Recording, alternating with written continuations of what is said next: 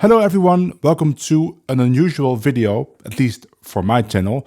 Normally we'd be taking a look at some great solo played by a master and then learning the solo, looking at all the different licks and what they mean and how you can use them. But today we're going to take a look at a jazz manouche waltz. That's a typical style within gypsy jazz playing where you have this beautiful waltz and you play it almost like a classical piece in the sense that you're probably going to play the same things all the time. But of course you could put your own variations into it. So there will be different versions of the same waltz, even though it's a composition, not so much a vehicle for improv. And today we're going to take a look at a beautiful waltz called Indifférence. Let's go.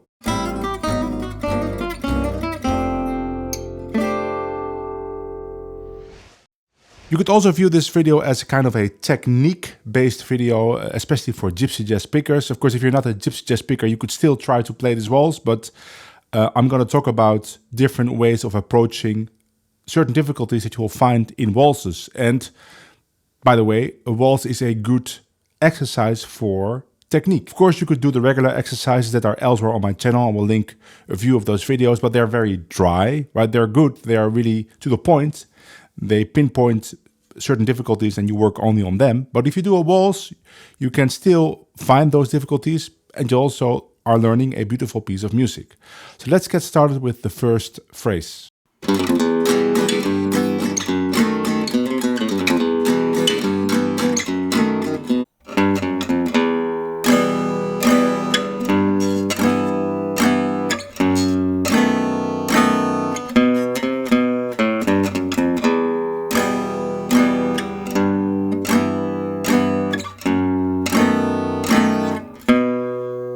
For my version of Indifférence, I took two versions I liked and combined them. So I took the version of Stochelo Rosenberg and I took the version of Sébastien Giniaux, and I took different parts from each of those versions and created a new version. This intro comes from Sébastien. I don't think it's an original intro. This intro is a common intro for many waltzes. Still nice to learn though. It's based around a 1-2-5 in minor. So we get E minor chord. Then we get a minor chord with the third and bass. Now I play it like this, but I think on the video, Sébastien is actually playing like this. So he's playing G, B, and then muting the G string, and then two open strings, B, E. That's also a beautiful sound, but for me it's a little bit easier to play it with the regular fingerings. Then we get a B7 chord with a fifth and bass. And then a nice lick for B7 to E minor. And again. Now if you play this yourself, try to play it with a gentle touch, right? You don't want to start a waltz like... And you want to be... It has to be more subtle.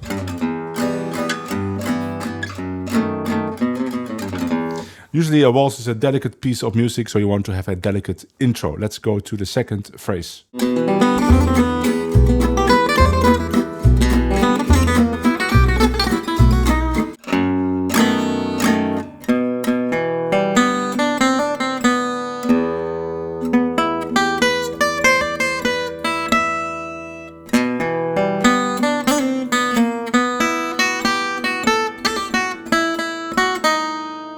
So this first part is the way Stochelo plays it, and it has some extra embellishments that you won't find in other versions. Now, the first thing to remark is that I'm trying to play the waltz with swing eighth notes. So I'm not playing straight notes. I don't play 2, 3, 1. No, I play 2, 3, 1.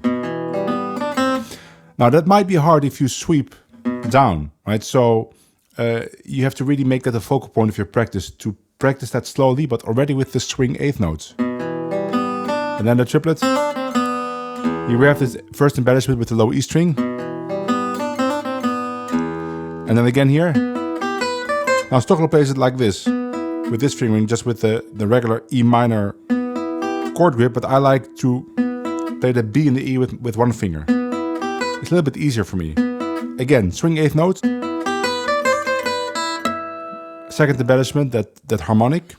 And then we get this part.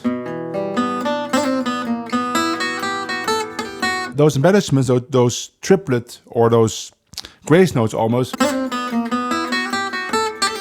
They really add the flavor into this melody, the way that Stochelo plays it, at least. So practice that slowly, because it's not easy.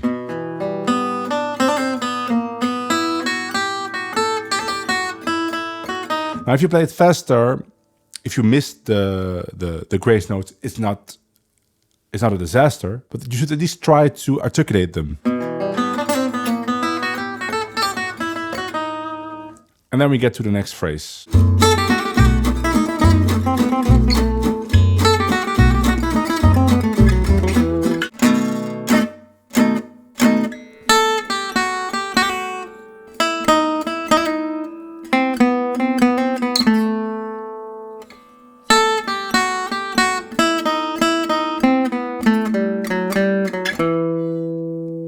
Again, this is from Stochelo, and again there's a focus on those embellishments. Notice I start with an upstroke on that E. Stochelo starts with a downstroke, of course. But I just like to play this figure with an upstroke. Same here. But here I do a downstroke. Again.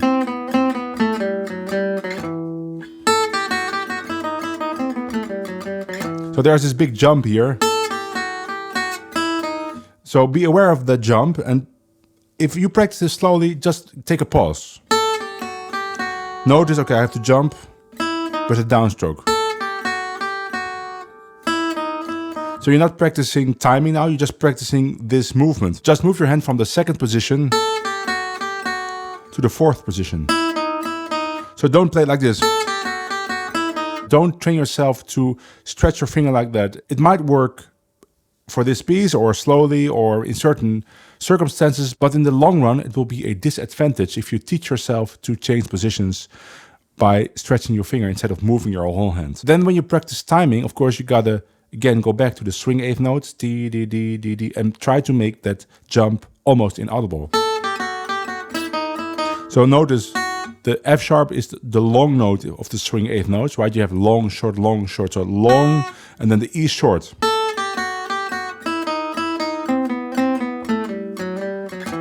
You should hear ta da da da da da da da without any interruptions. Doesn't matter if you have to do double downstroke or change positions or anything, or sweep. So it should be an uninterrupted flow.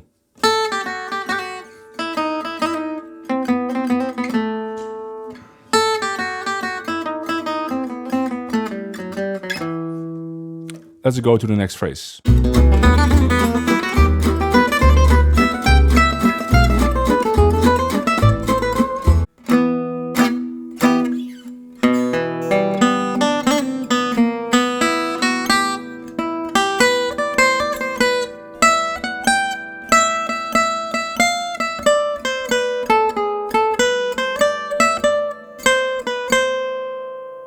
Here we have the second part of the A part of the waltz, like Stochelo. Again, focus on swing eighth notes, 2, 3, 1.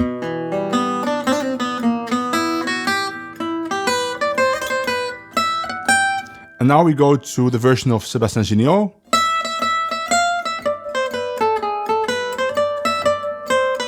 Stochelo goes to the first position here, an octave lower, but I do that later. So here it's Sébastien.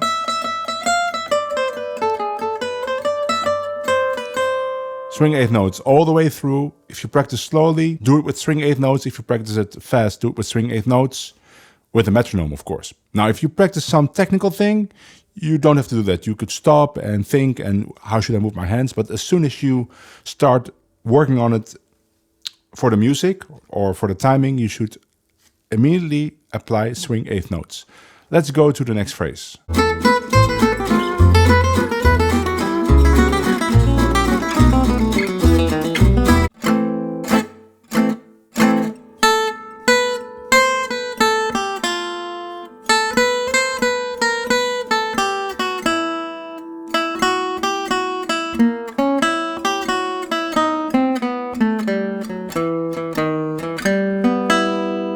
We continue here with Sébastien Giniaux's version, and I really like him going to an F.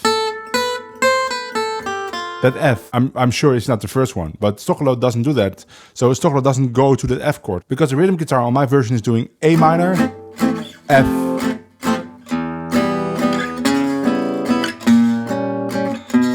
So those chords I all got from Giniaux's version.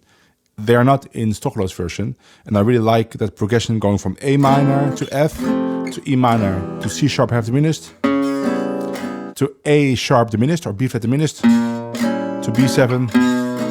So you get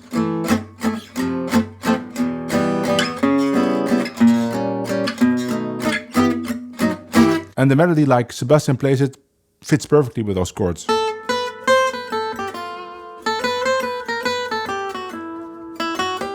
And here we get this diminished chord. Now Sébastien plays it differently. He plays something like, I stay in position and I like to put my fingers down when you practice. So to be aware of this chord shape. Here again, E minor.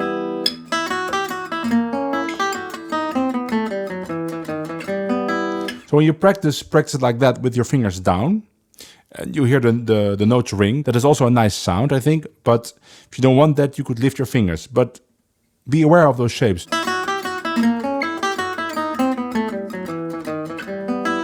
And again, swing eighth notes. I'm not going to say it again, but it's important to realize that with every phrase.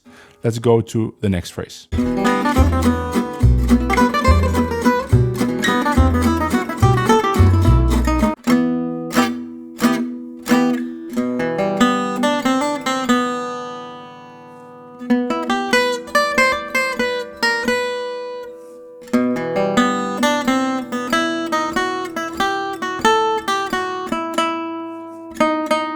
Now the second time around, for the A part of the theme, I'm taking Giniaux's version. And he doesn't play the swing eighth notes in the first lick. He doesn't play 2, 3, 1.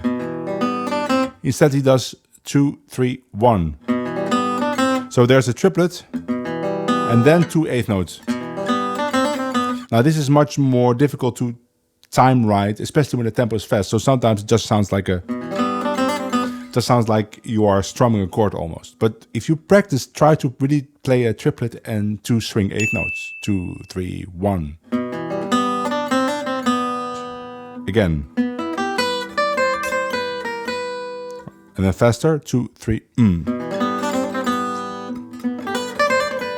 So I'm really trying to play those swing eighth notes, and it helps with articulating that pattern. Sounds way prettier if you do it like that than like that, right? And then we get,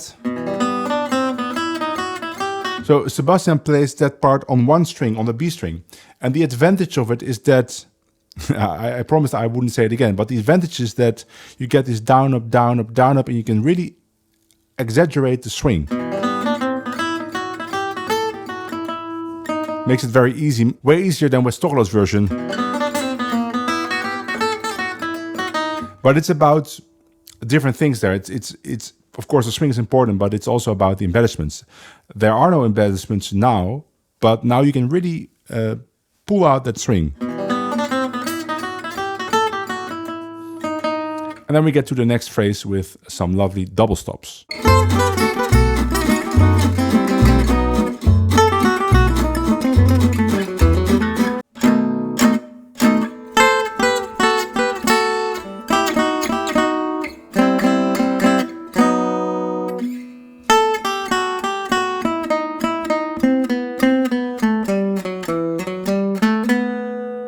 The rhythms I wrote down are an approximation. Just be kind of free, just float over the beat.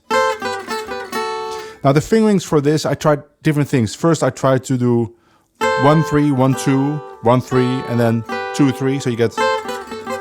Now in theory that works great, but if it's fast, it's difficult to do. So in the performance, I think I do it like this, and then 1, 3, and then I close 1, 3 and open again. But I think the easiest way would actually to be 1, 3, 1, 2, and then stay 1, 2. So there's only one change, only one fingering change from the first double stop to the second, and then you just change the gap, right? So there's no gap, There's again. I really like that. And then we get... That's quite different from what Stochelo plays. And it's easy to get confused by how many times you have to repeat things. So what I do is everything is twice, right? Twice G, F sharp. Twice E, D sharp. And twice C, B.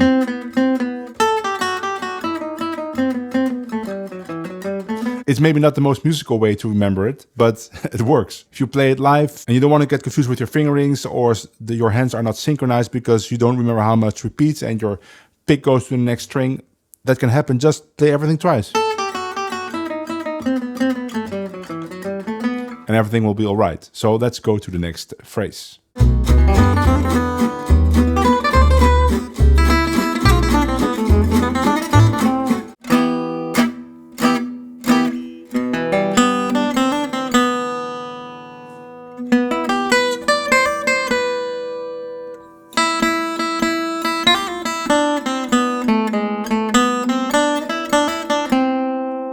So it starts the same way. And now we go back to Stochelo's version. That part of Stochelo. Really be aware of your picking. Up, double down. Hammer on, up. If you have trouble with that, slow it down. Stop before a difficult part. Let's say you always forget to do a hammer-on. So you play it normally. I start with the upstroke. Now stop and say to yourself, hammer-on. Up.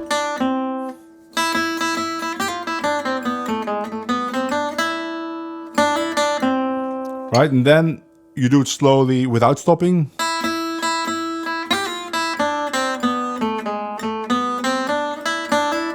Again, be very aware of that hammer-on, because that's your focal point.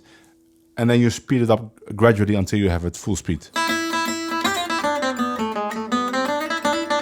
Now maybe the trouble for you is somewhere else. Maybe it's the grace notes. Then focus on that part. And that's how you should tackle difficult parts. And we'll get to more of those. Let's go to the next phrase.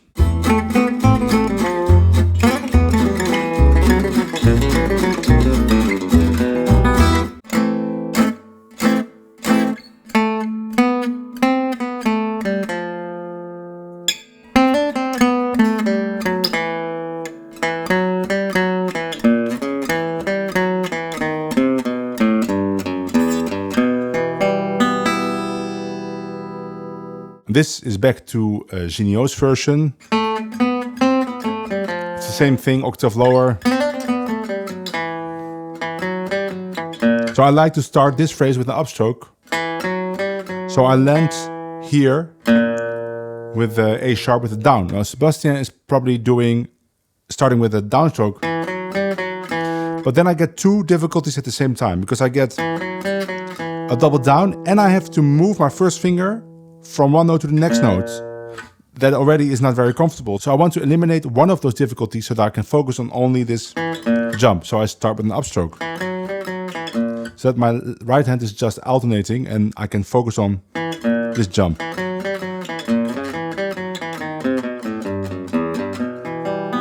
And here we have an arpeggiated E minor chord. Again, very difficult to get a consistent swing rhythm there because we are sweeping. But you have to focus on that and practice that slowly. Da, dee, dee, dee, dee, dee. 1, 2, 3. 1, 2, 3.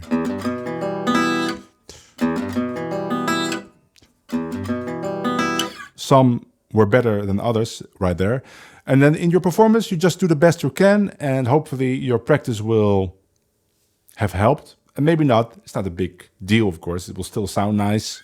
It's all harmonically correct. Just the string rhythm might have not been perfect, but you could at least try for it.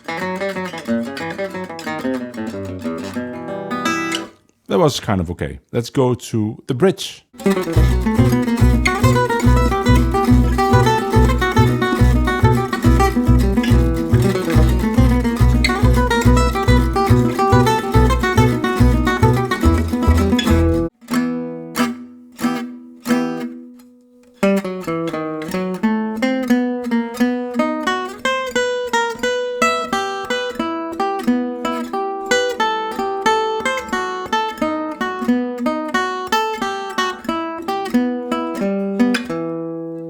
Now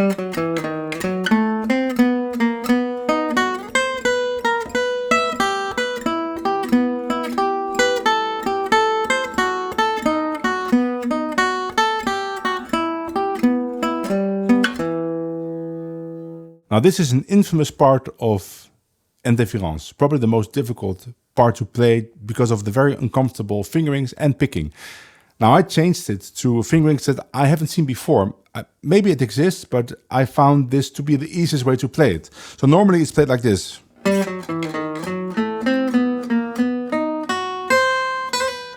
I have to do double downstroke and you get this very uncomfortable jump and immediately back.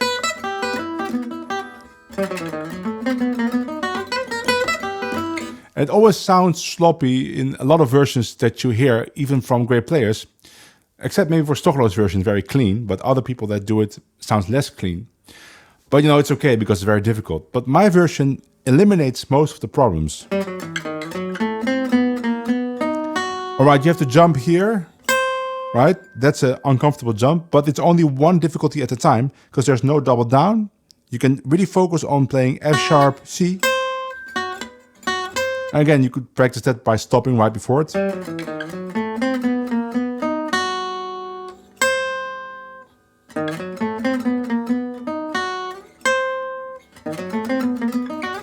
Right, until you get it. And one other thing before we continue. On the recording, I play it straight, no swing eighth notes. That's because I do a Paul Schaefer arrangement in the backing, where the backing goes.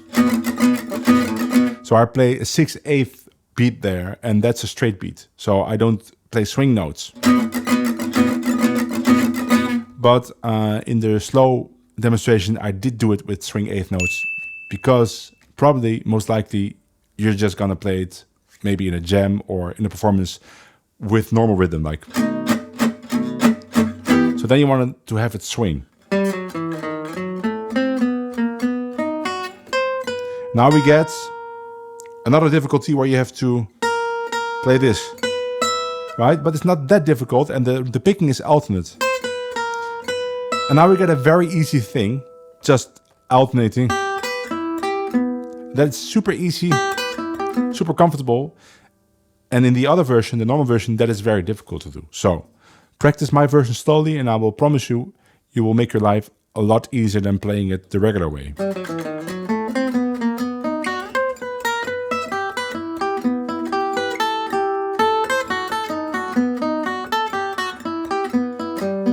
Maybe that last part is the most difficult because of the two sweeps in a row. But it's doable. Again, practice slowly with a metronome, take care of the swing notes, and I'm sure it will work for you. Just slowly. Let's go to the next phrase.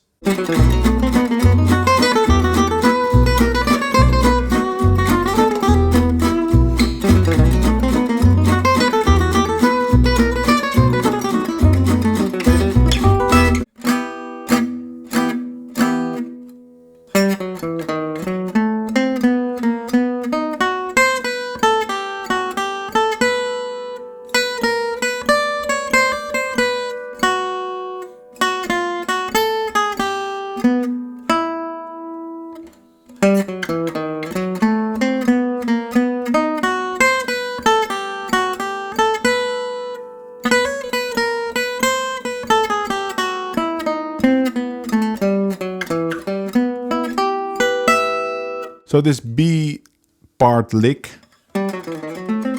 is actually 4 times, right? So I already did the first 2 times, which were exactly the same. And normally it's played 4 times the same, or normally, at least in Stochelo's version. So what I did is, I took 2 times from Stochelo with adapted fingerings, and now I did 2 times by Giniaux. Actually, he plays it different all 4 times.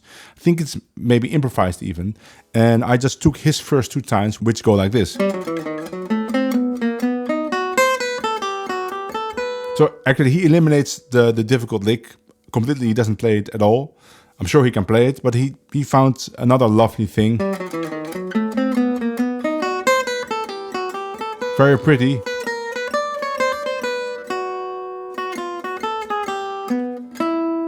And the 4th time different again.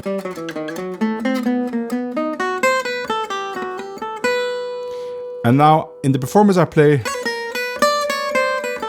but actually that was wrong. I should have played, which is nicer. So in the tap it's correct, and also in my slow demonstration, but on the performance video I play a different lick. But it should be.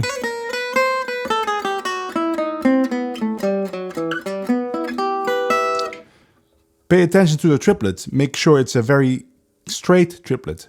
Even notes, ta-ta-ta-ta, hidden between all those swing eighth notes.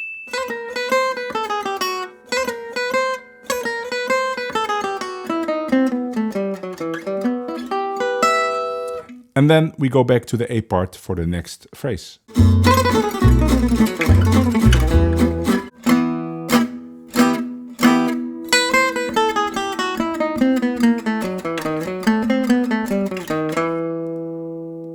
So the beginning is just Stochelo's version again. I didn't demonstrate it again like this. But notice though that the first phrase is Sebastian's way with the triplet, because we don't have time to play the swing eighth notes after. But now back to eighth notes.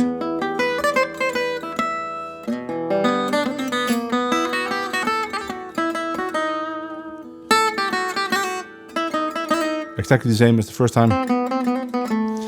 But now we get a great triplet lick that I took from Giniaux. 3, 4, 1. Now this sounds way more difficult than it is. Also because I changed some things. Giniaux is actually playing this, which is a normal altered phrase which you would normally play in eighth notes, something like. So it has a double downstroke from the D string to the A string, because it's 3 notes per string. That's the way Sébastien is playing it, very cleanly. But I found if you just change one thing and play chromatically here and skip the G there on the A string, then you can alternate with your right hand. Makes it way more easy, and it sounds almost the same. I would say it sounds the same because it's so fast you cannot hear the difference. Then you just focus on that last D sharp as a downstroke, as an accent on the beat, to keep yourself locked to the beat. And you'll find if you work on this slowly and make it faster, it's actually pretty easy. The most difficult part is a slide at the end. It's not really a slide, but you have to play 2 notes with one finger, or you could do. But for some reason I find that actually less comfortable. Now. That's better. And then we arrive at the next phrase.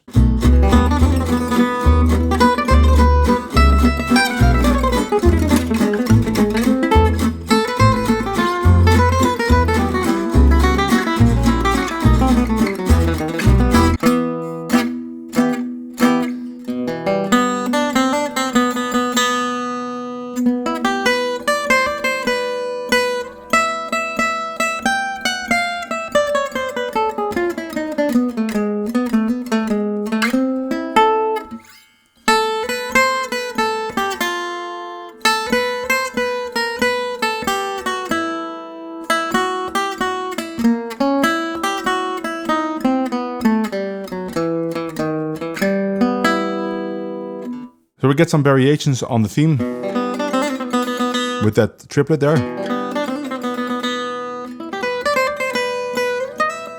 And now we get this lick. And I did the same thing that I did with the previous lick, where I changed again the same thing. It's because Sébastien is playing with the double downstroke from the D string to the A string. I changed it to playing chromatically on the D string and skipping that C there on the A string.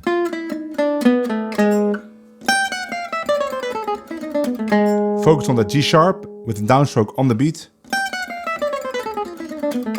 And with the rest of the lick, just don't rush. Try to play even, but focus on the G sharp as your anchor point. That is a little bit hard to do, but practice that slowly. Try to make that position change from the A to the C very smooth, so that you don't hear. It's almost like you play it like this, but you can't because there's this embellishment. And then we get the ending, which is the same as the first time.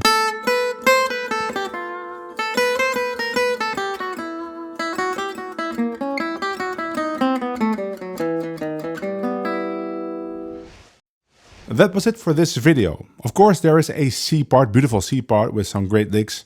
And I'm gonna make a video about that as well, but especially for my patrons over at patreon.com. So if you wanna see that video in which we're gonna talk about the C part and the ending, then you can take a look at my Patreon. If you join there at the €5 tier, you can download all the tab that you saw on screen today with a very neat, clean layout. And you can download it to your tablet or print it out. And if you want to see that exclusive video, you should join there at the €10 tier and you get access to that video I'm gonna make a little bit later. But you also get access to a ton of other exclusive videos, same as the €5 tier. If you join there, you get access to a ton of other tab from other videos. If you like this video, please give it a like, subscribe, hit the bell icon, all that good stuff. And hopefully I will see you over on my Patreon, or I will see you right here in the next YouTube video. Bye.